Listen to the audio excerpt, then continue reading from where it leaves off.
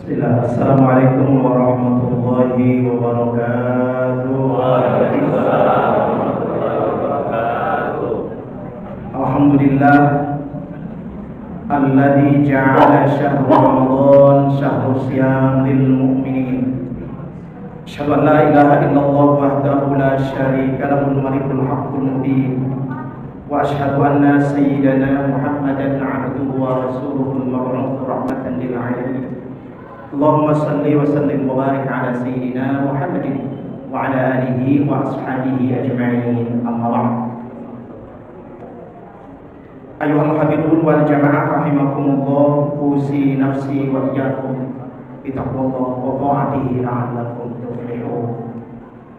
Hadirin wal hadirat jamaah Masjid Nurul Huda yang dirahmati Allah Subhanahu wa taala. Berbahagia kita saat ini kita senantiasa berkumpul dengan orang-orang yang pasti Allah muliakan. Di tempat pun Allah Subhanahu wa taala muliakan.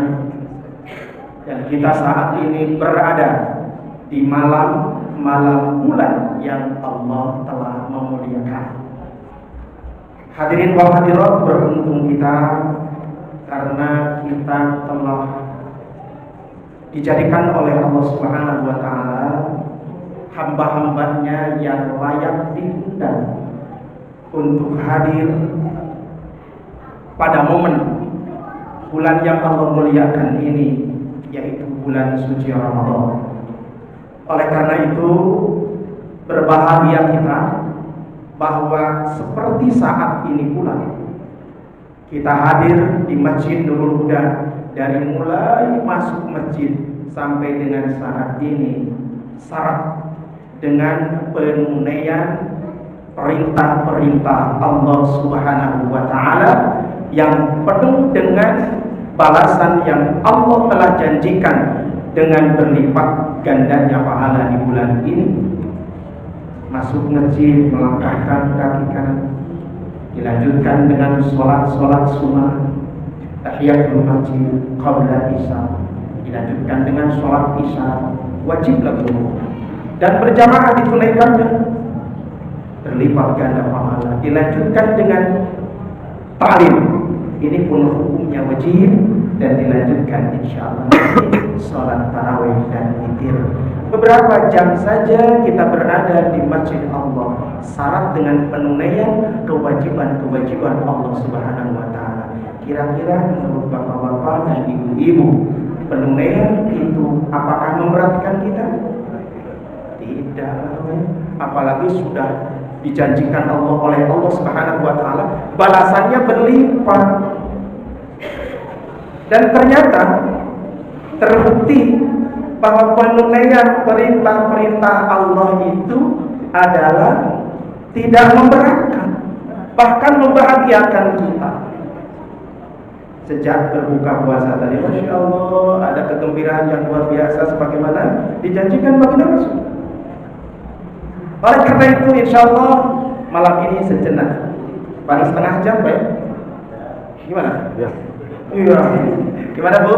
Setengah jam kita ta'lim atau ceramah tarawih. Kayaknya kelamaan, karena kita akan menggapai meraih amalan-amalan lain setelahnya. Insya Allah beberapa saat saja. Baik Bapak Ibu rahimakumullah. Walhasil kalau kita mengamati, mentafakuri apa-apa yang telah diwajibkan oleh Allah di dalam agama ini, secara pasti bisa untuk ditunaikan oleh semua manusia. Selain ada jaminan di sisi Allah Subhanahu wa taala, nanti kita akan bacakan suratnya, pun Allah tidak punya kepentingan apapun terhadap kewajiban-kewajiban yang diperintahkan oleh Allah kepada hambanya. Barangkali rasain lo manusia, emang enak memanfaatkan nikmat dariku. Akan aku perintahkan, akan aku wajibkan, karena biar kamu merasakan betapa nikmat Allah itu harus dibayar oleh amal oleh kalian. Tidak, Allah membayar, tidak. Kata Allah dalam surat Al-Baqarah billahi minasyaitonir rajim. La yukallifullahu nafsan illa wus'aha. Tidaklah Allah membebankan perintah-perintah dan kewajiban atas kalian kecuali sesuai dengan kemampuan, Pak. Karena kasih sayang Allah saja.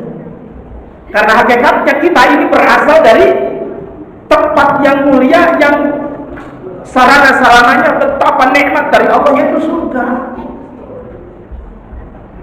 Kita kan keturunan Nabi Adam, Bapak ya. Kemudian Nabi Adam diturunkan ke dunia untuk melakukan satu perintah dari Allah, satu saja perintah dari Allah. Apa Pak? Ibadah. Ma khalaqtul jinna wal insa illa liya'budun. Ya baik. Nah, dengan perintah-perintah Allah atas manusia itu adalah sebagai syarat supaya manusia ada upaya. Apa upayanya? Melaksanakan perintah Allah dan menjauhi larangan. Tetapi kata Allah Subhanahu wa taala, apapun yang diperintahkan untuk menjalani kehidupan sementara ini di dunia, Allah tidak membebankan secara berat. Dan bahkan kata Allah, Allah tidak membebani manusia kecuali sesuai dengan kemampuannya. Sholat misalnya,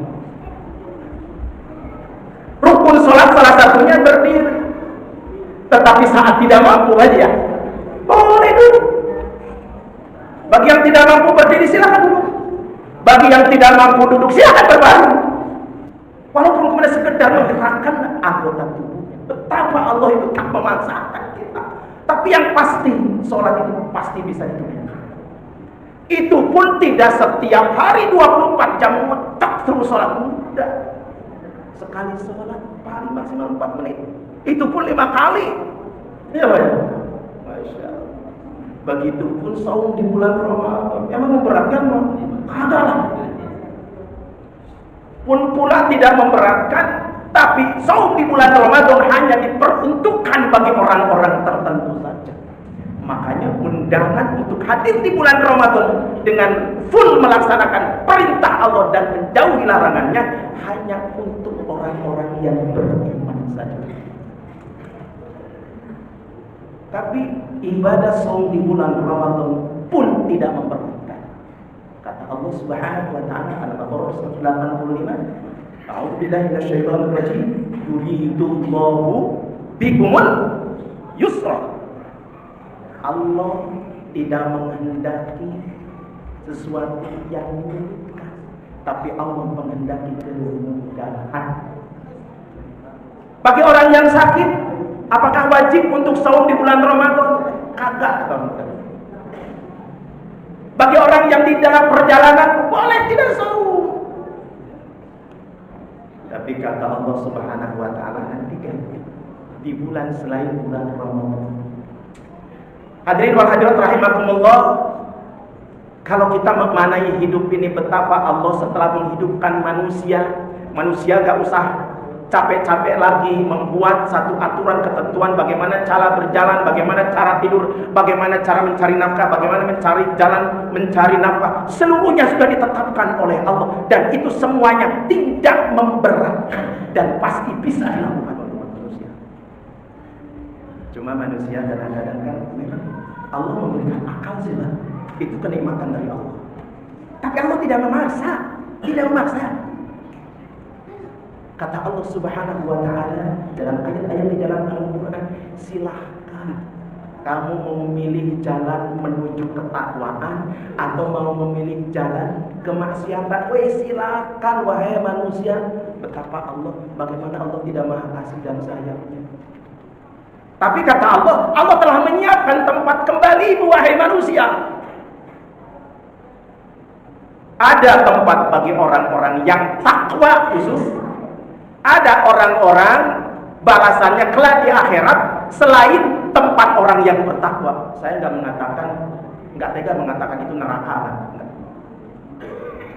Jadi ada surga dan tempat selain surga. haji karena khawatir wah yang ngurusin cuma surga dan neraka saja. Padahal itu sesungguhnya yang telah disiapkan oleh Allah. Makanya ketika di dunia silakan sok silakan. Mau yang mana silakan, fa'alhamaha fujuraha wa taqwa. Hadirin wal hadirat rahimakumullah, itulah Allah Subhanahu wa taala dengan kasih sayangnya. Setelah kita dihidupkan, Allah siapkan sarana dan prasarananya. Kenikmatan yang Allah berikan setelah hidup, Allah kasih nafas. Dan kita tidak pernah membayarkan nafas. Allah siapkan airnya, Allah siapkan cahaya mataharinya, Allah siapkan tumbuhannya, Allah siapkan pepohonannya. Apa sih yang kurang, Pak? Tapi heran, Pak, di daerah saya, ya, di kampung, bahwa orang ketika Allah memerintahkan malah memilih jalan yang lain gitu loh. Disuruh ibadah, disuruh puasa, disuruh sholat, padahal kebutuhan itu adalah kebutuhan kita. Dan itu adalah diperintahkan oleh Allah untuk kita, tapi Allah tidak menginginkan balasan apapun dari manusia. Itu untuk kebutuhan kita. Karena apa, Pak? Karena syarat kehidupan di akhirat itu melalui kehidupan di dunia, kita disuruh ibadah saja sama Allah. Iya. Tidak suruh di masjid saja, tidak. Tidak suruh ngaji saja, tidak. Tidak. Yang di pasar, yang di sekolah, yang menjadi guru, menjadi pedagang, menjadi pejabat, menjadi presiden, silahkan. Tapi kata Allah Subhanahu wa taala, jika kalian ingin kembali ke tempat yang asal kalian yaitu di surga, sok silahkan jadikan posisi, profesi yang kamu geluti, yang kamu lakukan ketika di dunia jadi sarana ibadah. Itu saja. Jadi enggak kita disuruh silahkan kamu setiap bulan berhaji, setiap saat duduk di masjid. Ibadah itu adalah melakukan sesuatu yang kita lakukan berdasarkan apa yang Allah perintahkan. Yang penting Allah telah menghukumi, ada yang halal, ada yang haram. Oleh karena itu sekali lagi hadirin wal hadirat, walhasil kita umat yang beriman diperintahkan oleh Allah melaksanakan seluruh kewajiban, seluruh hal yang telah ditetapkan oleh Allah, pasti kita mampu untuk melakukannya. Tinggal apakah kita mau atau tidak. Jadi hakikat, makna dan definisi takwa itu adalah kemauan untuk taat kepada Allah Subhanahu wa ta'ala. Karena kemampuannya sudah Allah berikan.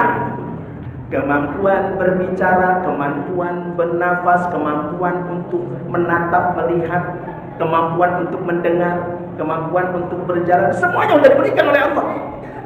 Dan kita tidak meminta, ini karunia dari Allah Subhanahu wa taala sebagai sarana untuk ibadah kepada Allah Subhanahu wa taala.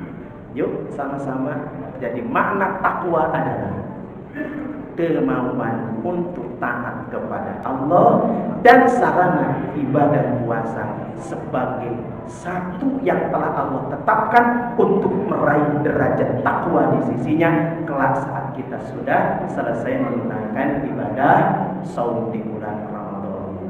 Mohon maaf Haji, ya cukup sekian. Karena kalau setengah jam saya sampaikan pasti sudah bosan. Mudah-mudahan Allah Subhanahu wa taala memberikan kemampuan kepada kita untuk senantiasa bertakwa kepada Allah dengan cara melaksanakan dan kemauan untuk kita taat kepada Allah Subhanahu wa taala. Rabbana atina fid dunya hasanah wa fil akhirati hasanah wa qina adzabannar. Subhanakallahumma wa bihamdika asyhadu an la ilaha illa anta astaghfiruka wa atubu ilaik. Walhamdulillahirabbil alamin. Wal 'afu minkum minal khata' wa nisyan. Mohon maaf lahir dan batin. Assalamualaikum warahmatullahi wabarakatuh. Waalaikumsalam.